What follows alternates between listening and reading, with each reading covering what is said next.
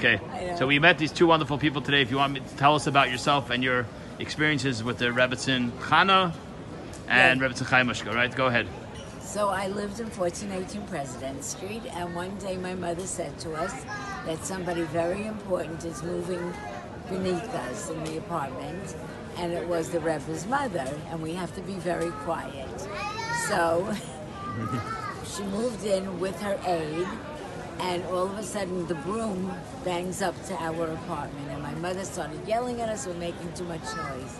We ran downstairs to her apartment to apologize, and she said, no, the toaster is on fire, help us. Wow. So my mother shut off the toaster, put out the fire, and showed them how to work the toaster.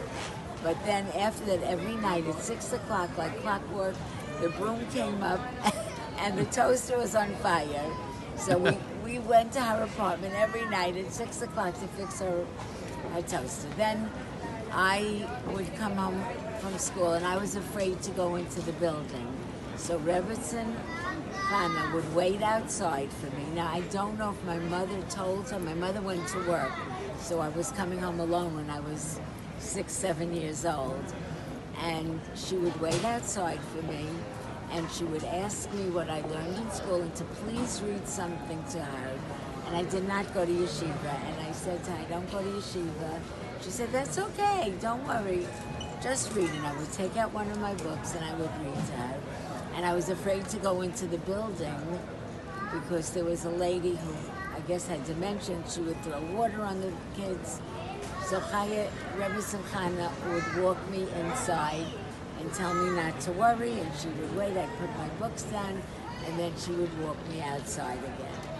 She was a wonderful, wonderful lady.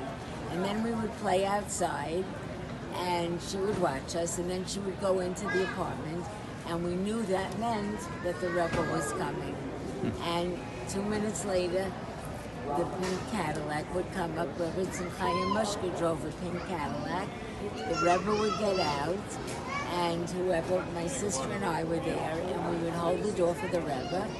We would go in, and we would wait outside when he was finished meeting with his mother, and then we would hold the door again for him. And this was our daily routine. Every day? Every day. Wow. Every day, yes.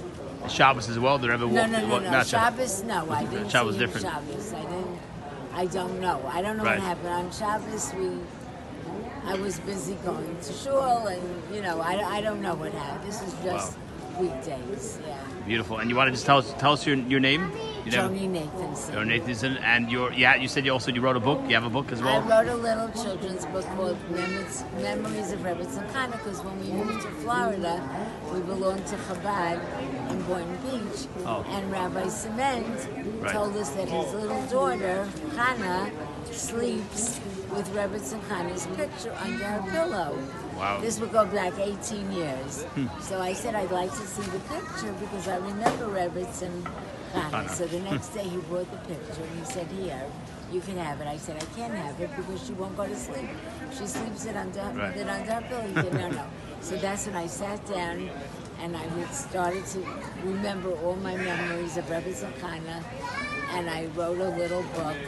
It started just for Chana Cement, and then other people said they wanted it, and so I started to make copies of it. It's a little tiny book about my memories. Amazing. Okay, thank you very much for sharing for both of you right before your flight, and I'll definitely we'll pass this on, and you should be blessed with all the experiences and interaction that you had with such holy people. Yes, amen. Yes, amen. Give me your address so you'll send